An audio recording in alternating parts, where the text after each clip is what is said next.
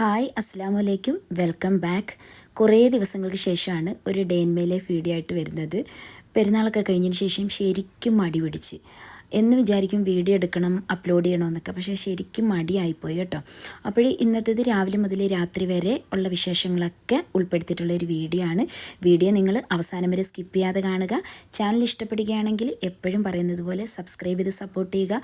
Like ചെയ്യാനും share ചെയ്യാനും comment ചെയ്യാനും ഒന്നും മറക്കരുത്. ഇന്നിപ്പോഴേ രാവിലെ 4:30 മണി മുതലുള്ള കാര്യങ്ങളൊക്കെയാണ് കേട്ടോ ഉൾപ്പെടുത്തിയേക്കുന്നത്. ഇന്ന് മക്കൾക്ക് സ്കൂളിലുള്ള ദിവസമാണ്.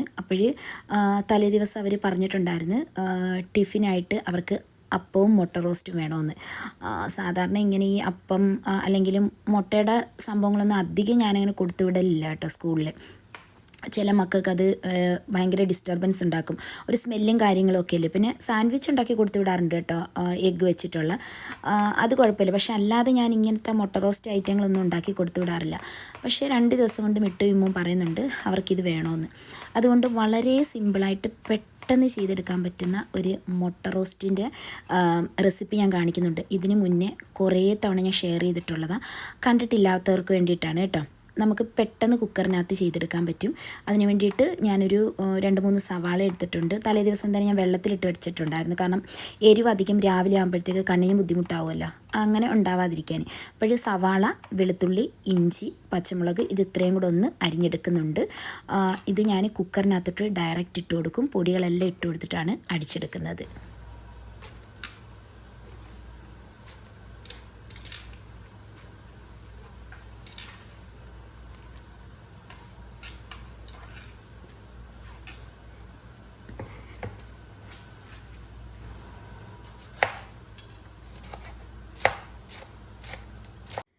ഇതിലേക്ക് ഞാൻ ഒരു തക്കാളി കൂടി അരിഞ്ഞ് ചേർക്കുന്നുണ്ട്. എളുപ്പത്തിന് മാത്രം ചെയ്തെടുക്കാൻ പറ്റുന്നൊരു മുട്ട റോസ്റ്റാണ് കേട്ടോ. ഞാനിത് എപ്പോഴും ചെയ്യുന്നതിനോട് എനിക്ക് യോജിപ്പില്ല. നമുക്ക് സമയം ലാഭിക്കുന്നതിന് വേണ്ടിയിട്ട് മാത്രം കേട്ടോ. ഇതിന് ശേഷം നമ്മൾ പൊടികളൊക്കെ ചേർത്ത് കൊടുക്കുകയാണ്. കുറച്ച് മഞ്ഞൾപ്പൊടി, അതേപോലെ മല്ലിപ്പൊടിയേക്കാൾ കുറച്ച് മുളക് പൊടി, ഗരം മസാല പൗഡർ, പിന്നെ പെരിഞ്ജീരകത്തിൻ്റെ പൗഡർ, ആവശ്യത്തിനുള്ള ഉപ്പ്, പിന്നെ ഇതിലേക്ക് ഇട്ട് കൊടുക്കുന്നത് കുറച്ച് വെളിച്ചെണ്ണ ഒഴിച്ചെടുക്കാം. പിന്നെ ഒരു നുള്ള് സോഡാപ്പൊടി ചേർത്ത് കൊടുക്കുന്നുണ്ട് കേട്ടോ. ശരിക്കും പറഞ്ഞാൽ സോഡാപ്പൊടി ചേർക്കുന്നത് എന്തിനാണെന്ന് ചോദിച്ചാൽ എനിക്കറിയില്ല, പക്ഷേ ഉള്ളി പെട്ടെന്ന് ക്യുക്കായിട്ട് വാടി കിട്ടാനാണെന്ന് പറഞ്ഞു കേട്ടിട്ടുണ്ട്. ഈ ഒരു റെസിപ്പി എൻ്റേതല്ല കേട്ടോ. ഇത് വർഷങ്ങൾക്ക് മുമ്പ് ഇക്കാടെ കൊച്ചാപ്പാടെ മോളിവിടെ ദമാമിലുണ്ടായിരുന്നു. അപ്പം അവൾ സ്ഥിരം ചെയ്യുന്ന ഒരു പരിപാടിയാണ് ഈ രീതിയിൽ കുക്കറിലുള്ളൊരു മുട്ട റോസ്റ്റ്. അത്യാവശ്യം നല്ല ടേസ്റ്റും കാര്യങ്ങളും ഉണ്ട് കേട്ടോ. അങ്ങനെ ആണ് ഞാനും ഇത് ചെയ്യാൻ തുടങ്ങിയത്.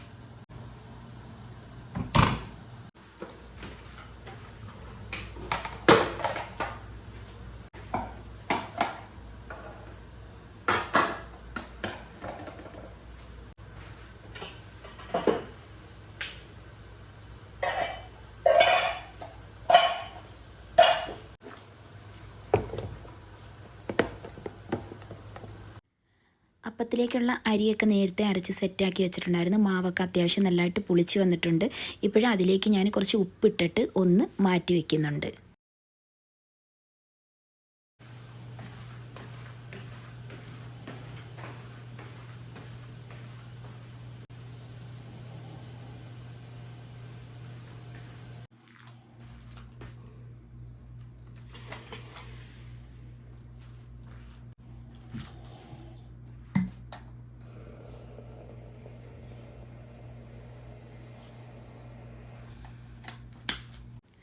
മിട്ടുവിൻ്റെയും മൂൻ്റെയും യൂണിഫോം ഒന്ന് അയൺ ചെയ്യാൻ എടുത്തത്. മിക്ക ദിവസങ്ങളിലും തലേ ദിവസമാണിത് ചെയ്ത് വെക്കുന്നത്. ചില ദിവസങ്ങളിൽ മടി പിടിക്കുന്ന ദിവസമൊക്കെ ഉള്ളൂ രാവിലെ ചെയ്യുന്നത്. മുന്നേ ഒക്കെ ആണെങ്കിൽ 4 പേരുടെ യൂണിഫോം അയൺ ചെയ്യണമായിരുന്നു. ഇപ്പോൾ എന്തായാലും 2 പേരുടേതായിട്ട് അത് ചുരുങ്ങിയിട്ടുണ്ട്. എങ്കിലും എനിക്ക് ഏറ്റവും ഇഷ്ടമല്ലാത്ത പരിപാടികളിൽ ഒന്നാണ് ഈ അയൺ ചെയ്യുക എന്നുള്ളത്. അതുപോലെ തന്നെ തുണി മടക്കുന്നതും വീണ്ടും ചെയ്യണമെന്നോ വീണ്ടും ഒരു താല്പര്യമില്ലാത്ത ഒരു പണിയാണ് കേട്ടോ. പക്ഷേ ഇവിടെ ഇക്കാണെങ്കിൽ അങ്ങനെയല്ല. എത്ര തേച്ചിട്ട ഡ്രസ്സും അതിൻ്റെ പുറത്തോടെ എടുത്തിട്ട് വെറുതെ നിൽക്കുന്ന സമയത്ത് ഇങ്ങനെ ബോറില്ലാതെ അയൺ ചെയ്യുന്നത് കാണാം. ഞാൻ ചോദിക്കും, നിങ്ങൾക്ക് ബോറടിക്കത്തില്ലയോ എന്ന് ചോദിക്കും. പക്ഷെ നമ്മൾ കുറച്ച് ഡ്രസ്സ് കൊണ്ടുവന്ന് കൊടുത്തു കഴിഞ്ഞാൽ അതും അവിടെ നിന്ന് മടിയില്ലാതെ നല്ല നീറ്റാക്കിയിട്ട് തേച്ച് തരും. ഞാനാണെങ്കിൽ എവിടെയെങ്കിലും പോകുന്ന ടൈമിൽ മക്കളുടെ ആണെങ്കിലും എൻ്റെ ആണെങ്കിലും പെട്ടെന്നെടുത്ത് അയൺ ചെയ്തിട്ട് പോകുന്ന ഒരു അങ്ങനത്തെ ഒരു ഇതാണ് കേട്ടോ എനിക്ക്. അല്ലാതെ നേരത്തെയൊക്കെ സെറ്റാക്കി അങ്ങനെയൊന്നുമില്ല. അപ്പോൾ ഇക്ക ഈ ഡ്രസ്സൊക്കെ തേക്കുന്ന സമയത്ത് ഇതേപോലെ 2-3 സെറ്റായിട്ട് യൂണിഫോം ഞാൻ കൊടുക്കും. അപ്പോൾ അത് അയൺ ചെയ്ത് വെച്ചിരും. അപ്പോൾ 2-3 ദിവസത്തേക്ക് ഒരു സമാധാനമാണ്. എങ്കിലും ഭയങ്കര നിങ്ങൾക്കൊക്കെ താല്പര്യമുണ്ട് ഇങ്ങനെ അയൺ ചെയ്യുന്നതിനോട് താല്പര്യമുള്ളവർ എന്തായാലും ഒന്ന് കമൻറ്റ് ചെയ്യണം കേട്ടോ. എനിക്കിഷ്ടമല്ല. പിന്നെ ഇതിനിടയിൽ ഇക്ക എഴുന്നേറ്റ് കഴിഞ്ഞാൽ യൂണിഫോം ചുളുങ്ങിയിരിക്കുന്നോ നീറ്റായിട്ടൊക്കെയാണോ ചെയ്തേക്കുന്നതെന്നൊക്കെ നോക്കാറുണ്ട്.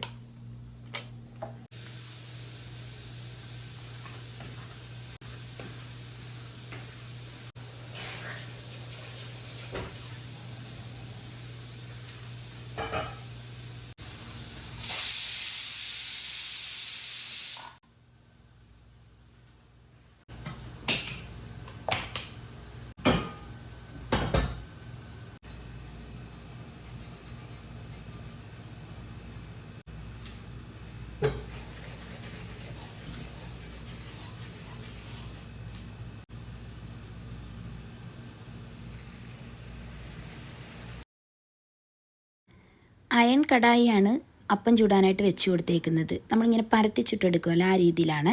അപ്പോൾ അതിനകത്തോട്ട് ഞാൻ ഒന്ന് ഉള്ളി തൂത്ത് കൊടുത്തത് നമുക്ക് എന്താ പറയുന്നത് ഈസി ആയിട്ട്, ഇപ്പോൾ ദോശയായാലും അപ്പമായാലും നമുക്ക് ഈസി ആയിട്ട് അതിൽ നിന്ന് വിട്ട് വരും. അതിന് വേണ്ടിയിട്ടാണ്. അതാണ്ട് ഉള്ളി ഞാൻ കുക്കറിൽ 2 വിസിൽ മാത്രമേ അടിച്ചിട്ടുള്ളൂ. അടിപൊളി സെറ്റായിട്ട് വന്നിട്ടുണ്ട്. നിങ്ങൾക്ക് ഇതിനകത്ത് തേങ്ങാപ്പാൽ വേണമെങ്കിലും പിഴിഞ്ഞൊഴിക്കാം. നല്ല ടേസ്റ്റാണ് കേട്ടോ. ഇത് എൻ്റെ നാത്തൂൻ്റെ റെസിപ്പിയാണ്. റീന ഇത് കാണുന്നുണ്ടെങ്കിൽ ഇങ്ങനെ തന്നെയാണോ എന്തോ എനിക്കറിയത്തില്ല. എന്തായാലും നീ കമൻറ്റ് ചെയ്യണം കേട്ടോ. ഞാൻ പക്ഷേ സ്ഥിരമായിട്ട് ഈ രീതിയിലാണ് ഉണ്ടാക്കിയെടുക്കാറുള്ളത്.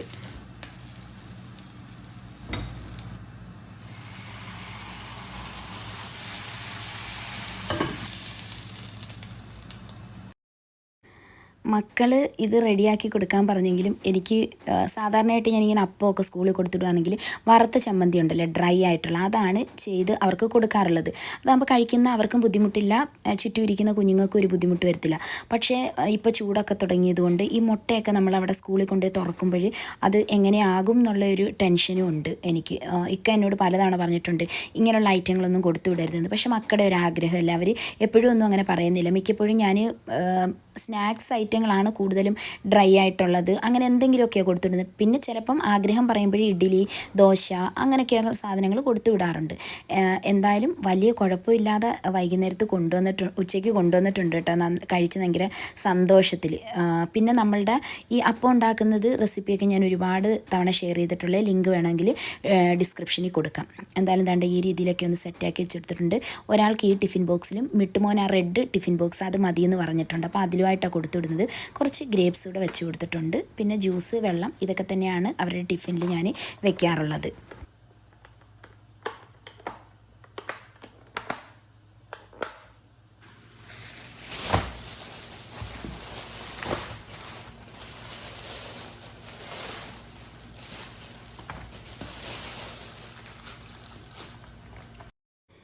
ഈ മക്കൾ ഇവിടുത്തെ സ്കൂളിൽ പഠിക്കുന്നതിൽ വെച്ച് എനിക്ക് ഏറ്റവും വലിയ തലവേദനയായിട്ട് തോന്നിയിട്ടുള്ളത് ഇവരുടെ ആഴ്ചയിൽ 2 ദിവസമുള്ള ആക്ടിവിറ്റീസാണ് കേട്ടോ.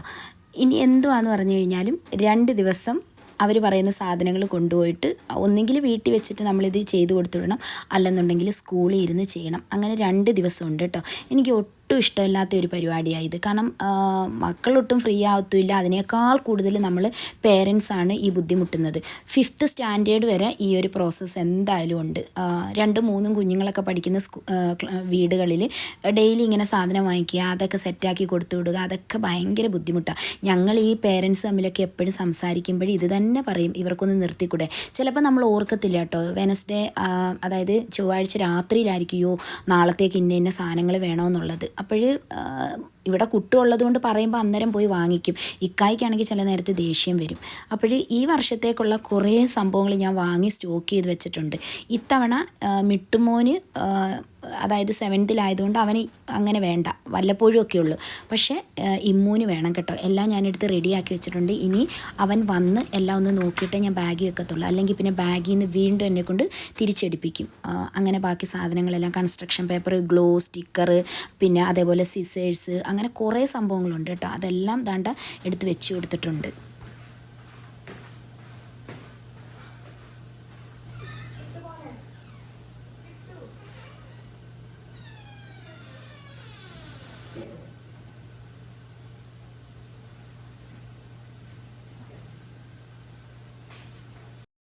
ഫൈവ് 5:30 ആകുമ്പോഴേ ഞാൻ മിട്ടുമോനെ വിളിക്കും ആദ്യം. ചിലപ്പം 5:45 ഒക്കെ ആവും. കുറച്ച് സമയം കൂടെ ഒക്കെ ഒന്ന് തിരിഞ്ഞു മറിഞ്ഞൊക്കെ കിടക്കുമല്ലോ. എന്നിട്ട് അവൻ തന്നെ കയറിയിട്ട് കുളിച്ച് ഫ്രഷായിട്ട് ഇറങ്ങി വരും, നമസ്കരിക്കും. അതിനുശേഷം നാണ്ട് അവിടെ ഇരിക്കും, ഫോണിലൊക്കെ കുറച്ച് സമയം ഒന്ന് കളിക്കും.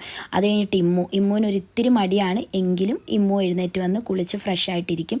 അവർക്ക് എന്താ ഇഷ്ടം, ബിസ്ക്കറ്റ് അല്ലെന്നുണ്ടെങ്കിൽ എന്തെങ്കിലും കേക്ക് ഐറ്റങ്ങൾ അങ്ങനെ എന്തെങ്കിലും കഴിച്ചിട്ടാണ് അവർ രാവിലെ പോകുന്നത്. ചില സമയത്തൊക്കെ ഒരു വാശി കാണും ഇമ്മുവിന് എന്തെങ്കിലും ഇച്ചിരി ഹെവി ആയിട്ട് കഴിക്കണമെന്ന്. അങ്ങനെ അവർ ദാണ്ട സ്കൂളിൽ പോകാനായിട്ട് ഇറങ്ങിയിട്ടുണ്ട്. വെളിയിൽ ചെന്നിട്ടും തല്ലു കൂടുന്നുണ്ട്. സത്യം പറഞ്ഞു കഴിഞ്ഞാൽ ഒരു ഭയങ്കര വിഷമമാണ് കേട്ടോ രാവിലെ ഇവരിങ്ങനെ പോകുന്നത് കാണുമ്പോൾ.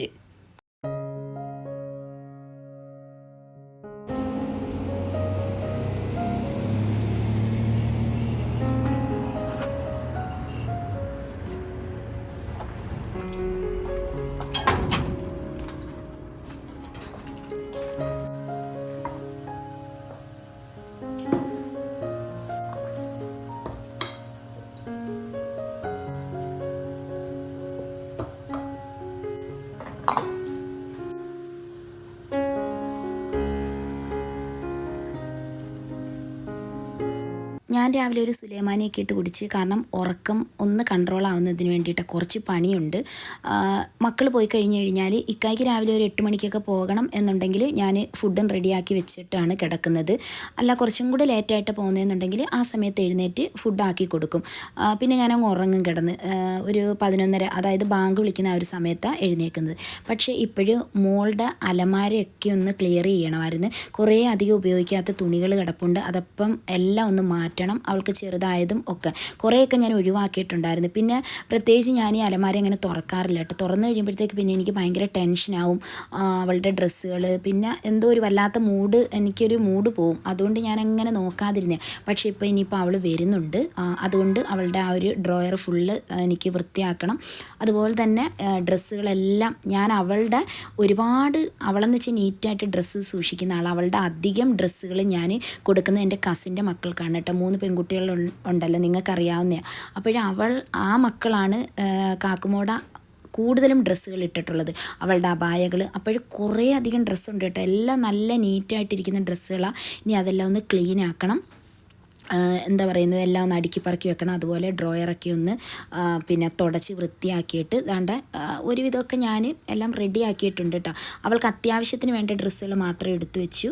ഇവിടെ വരുമ്പോൾ ഇടാനുള്ളത് മാത്രം, വീട്ടിലിടുന്നതും ഒക്കെ എടുത്തു വെച്ചിട്ടുണ്ട്. ഇപ്പോൾ ഈ വരികയും പോവുകയും ചെയ്യുമ്പോഴൊന്നും അവൾ അങ്ങനെ ഡ്രസ്സ് കൊണ്ടുവരത്തില്ല. എന്തെങ്കിലും ആവശ്യമുണ്ടെങ്കിൽ വാങ്ങിക്കൊണ്ട് പോകും എന്ന് മാത്രമേ ഉള്ളൂ. ആ ഒരു പരിപാടിക്ക് നിന്ന് 11 മണിയായപ്പോഴത്തേക്കാണ് കേട്ടോ എല്ലാം കഴിഞ്ഞത്. തുണി മടക്കുക, പറക്കുക എന്നൊക്കെ പറഞ്ഞു കഴിഞ്ഞാൽ റിസ്ക്കുള്ള പരിപാടി. കുറേ സമയം ഇരിക്കും, കുറേ സമയം നിൽക്കും. എന്തായാലും ചെയ്യാതെ ആ റൂമിൽ കുട്ടു കിടക്കുന്നതായതുകൊണ്ട് എനിക്ക് ഒരു തുണി ആ കട്ടിലിൻ്റെ പുറത്ത് ഇടാനും പറ്റത്തില്ല. പിന്നെ ദാണ്ട ഇന്ന് ഞങ്ങൾക്ക് ഗസ്റ്റ് ഉണ്ട് ഫുഡ് കഴിക്കാനായിട്ട്. ഇക്ക പെട്ടെന്ന് വിളിച്ചിട്ട് പറഞ്ഞത് ബിരിയാണി റെഡിയാക്കണമെന്ന്. അങ്ങനെ മട്ടൻ ബിരിയാണി റെഡിയാക്കുന്നുണ്ട്.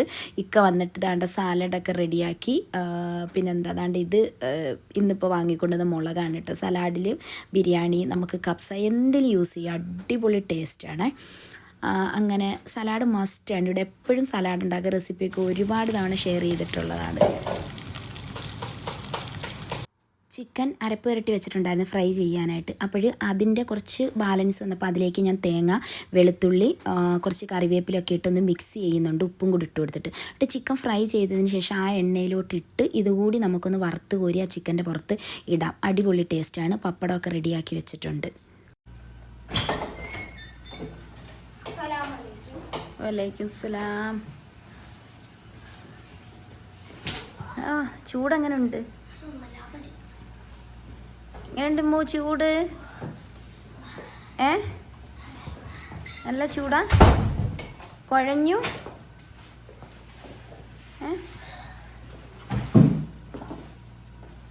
ആക്ടിവിറ്റി ചെയ്തായിരുന്നു ഇന്ന്? മക്കൾ വന്നിട്ട് അവർ കുളിക്കാനായിട്ട് കയറിയിട്ടുണ്ട്. ഞാൻ ഫുഡെല്ലാം എടുത്ത് ടേബിളിൻ്റെ പുറത്ത് വെച്ചിട്ടുണ്ട്. ഇക്കാടെ 2 ഫ്രണ്ട്സ് വന്നിട്ടുണ്ട്. അപ്പോൾ അവരായിട്ട് ആദ്യം ഇരുന്ന് ഫുഡ് കഴിച്ചിട്ട് പിന്നെ വിട്ടു വിമ്മൊക്കെ കുളിച്ച് വന്നതിന് ശേഷമാണ് കേട്ടോ ഞാൻ കുഞ്ഞുങ്ങളുമായിട്ട് ഭക്ഷണം കഴിച്ചത്. അപ്പോൾ ഇന്നത്തെ വീഡിയോയിൽ ഞാൻ വെഡിങ് ആനിവേഴ്സറിയുടെ അന്നെടുത്ത കുറച്ച് ഭാഗങ്ങളും കൂടെ ചേർക്കുന്നുണ്ട് കേട്ടോ ഇത് കഴിഞ്ഞിട്ട്. കാരണം അന്നത്തെ ദിവസം ഞങ്ങൾക്കൊരു ചെറിയ പരിപാടി ഉണ്ടായിരുന്നു. അത് ഞാൻ ഇൻക്ലൂഡ് ചെയ്യുന്നുണ്ട്. എന്തായാലും നിങ്ങൾ വീഡിയോ അവസാനം വരെ കാണണം. ആനിവേഴ്സറിയുടേതായിട്ടുള്ള ഒരു പരിപാടി നമുക്കിടയിലില്ലായിരുന്നു കേട്ടോ. ഇവിടെ ഒരു കേക്ക് മുറിക്കലോ കാര്യങ്ങളോ ഒന്നും വേണ്ടാന്ന് തന്നെ പറഞ്ഞിട്ടുണ്ടായിരുന്നു എനിക്കായിട്ട്. പക്ഷേങ്കിൽ ഇന്നൊരു സർപ്രൈസ് നമുക്ക് കിട്ടിയിട്ടുണ്ടായിരുന്നു ഫ്രണ്ട്സിൻ്റെ ഇടയിൽ നിന്ന്. അപ്പം ഞങ്ങൾക്ക് ഇന്ന് ഞങ്ങളുടെ സംഘടനയുടെ ഞങ്ങളുടെ ഫ്രണ്ട്സ് എല്ലാവരും കൂടെ ഇടയ്ക്കിടയ്ക്ക് ഞങ്ങൾ കൂടാറുള്ളത് കേട്ടോ. അപ്പോൾ പെരുന്നാൾ കഴിഞ്ഞിട്ട് നമ്മളെല്ലാവരും കൂടെ ഇവിടെ ഒരു വില്ല എടുത്തിട്ട് അവിടെ കൂടിയിട്ടുണ്ടായിരുന്നു. അപ്പോൾ നമ്മൾ ഉച്ചയ്ക്ക് ശേഷമാണ് അങ്ങോട്ട് പോകുന്നത്. വീട്ടിൽ നിന്നൊരു 4 മണിയൊക്കെ കഴിഞ്ഞിട്ടാണ് നമ്മൾ ലൊക്കേഷനിലോട്ട് പോകുന്നത്.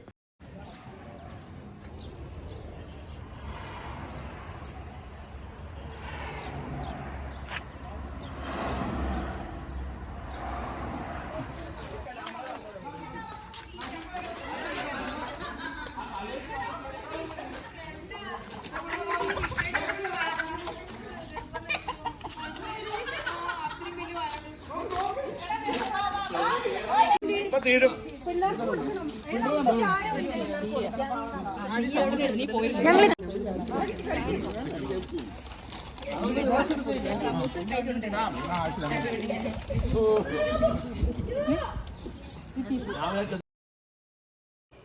ഈ ഒരു വില്ല നമ്മൾ റെൻറ്റിനെടുത്തതൊന്നുമല്ല. നമ്മുടെ കൂട്ടത്തിലുള്ള ഒരാളിൻ്റെ ഒരു ഫ്രണ്ടുണ്ട് സൗദി. അപ്പോൾ അവരുടെ ഒരു എന്താ പറയുന്നത് സെക്കൻഡ് ഹോം എന്ന് വേണമെങ്കിൽ പറയാം. അത് ആ ഒരു ഫ്രണ്ട്ഷിപ്പിൻ്റെ പുറത്ത് ഇന്നൊരു ദിവസത്തേക്ക് നമുക്ക് തന്നതാണ്. നമ്മൾ നാട്ടിലെത്തിയൊരു ഫീലായിരുന്നു കേട്ടോ. അടിപൊളിയായിരുന്നു. കാരണം കോഴി, താറാവ്, കുറേ കിളികൾ ഒക്കെ അവർ അവിടെ വളർത്തുന്നതാണ്. ഇത് നോക്കുന്നതിന് വേണ്ടിയിട്ട് ഒരാളുണ്ട്. പിന്നെ അടിപൊളി ഒരു കിച്ചൺ, അതേപോലെ ഒരു ഔട്ട്ഡോർ കിച്ചൺ, പിന്നെ visiting room, bedroom, private pool, അങ്ങനെ കുറേ സംഭവങ്ങളുണ്ട് കേട്ടോ. ഫ്രൂട്ട്സിൻ്റെയൊക്കെ ഒരുപാട് മരങ്ങളുണ്ടായിരുന്നു. മൽബറി അങ്ങനെയൊക്കെയുള്ള ഇതുണ്ടായിരുന്നു കേട്ടോ. ശരിക്കും പറഞ്ഞാൽ നാട്ടിലെത്തിപ്പെട്ട ഒരു ഫീലായിരുന്നു. സന്ധ്യ ആയപ്പോഴും ആ വെളിയിലത്തെ കിച്ചണിൽ വെച്ചിട്ട് ചായയൊക്കെ ഇട്ട് ഭയങ്കര രസമായിരുന്നു. പിന്നെ നമ്മളുടെ ഈ ഒരു എന്താ പറയുന്നത് ഒത്തുകൂടലിൻ്റെ പിന്നിൽ ഞങ്ങളുടെ ഒരു മീറ്റിങ്ങും കാര്യങ്ങളും ഒക്കെ ഉണ്ടായിരുന്നു. ഞാൻ പറഞ്ഞില്ലേ ഞങ്ങളുടെ സംഘടനയുടെ കീഴിലുള്ള കുറേ ഫ്രണ്ട്സാണ്. അപ്പോഴതിൻ്റെ ഒരു ചെറിയ മീറ്റിംഗ് അത് അപ്പം തന്നെ കഴിയുകയും ചെയ്ത്. പിന്നെ നമ്മൾ ചായ ഇട്ടു. പിന്നെ കുഞ്ഞുങ്ങൾക്കുള്ള പൊട്ടാറ്റോ, പിന്നെ കുറച്ച് എഗ്ഗൊക്കെ വാങ്ങിക്കൊണ്ട് വന്നിട്ടുണ്ടായിരുന്നു. അപ്പോൾ അതൊക്കെ ഒന്ന് മുട്ടയൊക്കെ പൊരിച്ച് വെളിയിലിരുന്ന് തിന്നുന്നൊരു പ്രത്യേക വൈബല്ലേ. ഓംപ്ലേറ്റ് വരുന്നതിന് മുമ്പ് തന്നെ റെഡിയാക്കി ഓംപ്ലേറ്റ്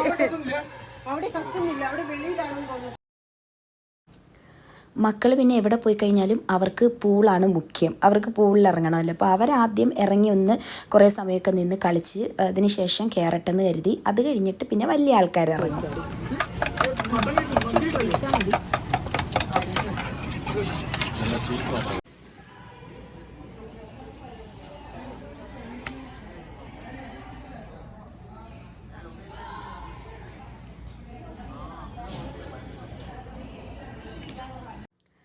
ഞാൻ പറഞ്ഞില്ലേ ഒരുപാട് മൽബറി ഉണ്ടായിരുന്നു. ഇവിടെ മിക്ക വില്ലകളിലും ഉണ്ട്. എൻ്റെ കസിൻ്റെ വീട്ടിലും ഉണ്ട് കേട്ടോ. ഇതിങ്ങനെ പഴുത്ത് കിട്ടിയിട്ട് നമ്മളത് പാലൊക്കെ ഒഴിച്ചിട്ട് ജ്യൂസ് അടിച്ച് കുടിച്ചാൽ അടിപൊളിയാണ്. അങ്ങനെ മുട്ട ഇങ്ങനെ അവരവിടെ നിന്ന് പൊരിക്കുന്നുണ്ട്. ഞങ്ങളെല്ലാവരും കൂടി ഇരുന്ന് കാര്യമൊക്കെ പറഞ്ഞിട്ട് കഴിക്കുന്നുണ്ട്. ഇതിനിടയിൽ നമ്മൾ മന്തി ഓർഡർ ചെയ്തിട്ടുണ്ടായിരുന്നു കേട്ടോ. അപ്പം അത് ഇക്കായും ബാക്കി എല്ലാവരും കൂടെ പോയി എടുത്തുകൊണ്ട് വരുന്നുണ്ട്. നമുക്ക് ഇത്രയും പേർക്കുള്ള ആനിവേഴ്സറി സ്പെഷ്യൽ മന്തിയാണ്. മട്ടൻ മന്തി, ഫിഷ് മന്തിയൊക്കെയായിരുന്നു നമ്മൾ ഓർഡർ ചെയ്തിരുന്നത്. മട്ടനും ഫിഷും കഴിക്കാത്തവർക്ക് ചിക്കനും പറഞ്ഞിട്ടുണ്ടായിരുന്നു. അങ്ങനെ എല്ലാവരും രാത്രിയായപ്പോഴത്തേക്ക് ഒരുപാട് ലേറ്റായി കേട്ടോ. പിന്നെ ഈ മുട്ടയൊക്കെ കഴിച്ച് ചായയൊക്കെ കുടിച്ചതുകൊണ്ട് വയറിന് കുറച്ച് ഒരു ഇതുണ്ടായിരുന്നു, ഫില്ലായൊരു പ്രതീതിയായിരുന്നു. അപ്പോൾ ഫുഡൊക്കെ കഴിച്ച് കഴിഞ്ഞിട്ട് ഞങ്ങൾക്ക് സർപ്രൈസായിട്ട് കേക്ക് വാങ്ങി വെച്ചിട്ടുണ്ടായിരുന്നു ആനിവേഴ്സറിയുടേത്. അപ്പം നമ്മളിനി കേക്ക് മുറിക്കാനായിട്ട് പോവാം. എൻ്റെ ഈ കട പേരൊക്കെ വികൃതമായിപ്പോയി കേട്ടോ. നല്ല സ്പെഷ്യൽ ഹണി കേക്കായിരുന്നു.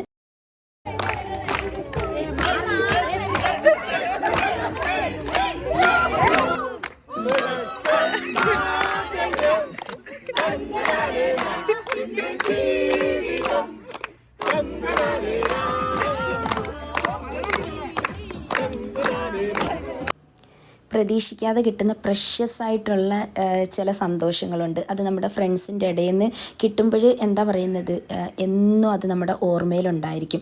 ഈ ഒരു ഫ്രണ്ട്സ് എന്ന് പറയുന്നത് ഞങ്ങൾ ഇത്രയും ആൾക്കാർ എപ്പോഴും അങ്ങനെ തന്നെ കേട്ടോ, പരസ്പരം പ്രതീക്ഷിക്കാതെ ചില സന്തോഷങ്ങൾ അങ്ങോട്ടും ഇങ്ങോട്ടും ഒക്കെ കൊടുക്കും. ഞങ്ങളുടെ ഒത്തുകൂടലുകൾ എപ്പോഴും ഞങ്ങൾ വൈബാക്കാറുണ്ട്. നമ്മൾ ഇവിടെ നിന്നൊക്കെ നാട്ടിൽ പോയി കഴിഞ്ഞാൽ ഓർത്ത് വയ്ക്കാൻ ഇങ്ങനെയൊക്കെയുള്ള സന്ദർഭങ്ങളെല്ലാം ഉള്ളു. അങ്ങനെ കേക്കൊക്കെ കട്ട് ചെയ്തു. അൽഹംദുലില്ലാ 23 വർഷം. ഒരുപാട് പേര് ആനിവേഴ്സറി വിഷ് ചെയ്തിട്ടുണ്ടായിരുന്നു. ഞാൻ ആർക്കെങ്കിലും റിപ്ലൈ തരാനായിട്ട് മറന്നു പോയിട്ടുണ്ടെങ്കിൽ ഈ അവസരത്തിൽ എല്ലാവരോടും ഞാൻ നന്ദി പറയുന്നുണ്ട്. തുടർന്നും എല്ലാവരുടെയും പ്രാർത്ഥനയിൽ ഉൾപ്പെടുത്തുക. എൻ്റെ പ്രാർത്ഥനയിൽ നിങ്ങളെ ഓരോരുത്തരെയും ഞാൻ ഉൾപ്പെടുത്തുന്നതായിരിക്കും. ഏകദേശം 2 മണിയൊക്കെ കഴിഞ്ഞ് കേട്ടോ. എല്ലാവരും നല്ല ടയേർഡായി. പെരുന്നാളിൻ്റേതായിട്ടുള്ള കുറച്ച് ദിവസങ്ങൾ ഭയങ്കര ബിസി ആയിരുന്നല്ലോ.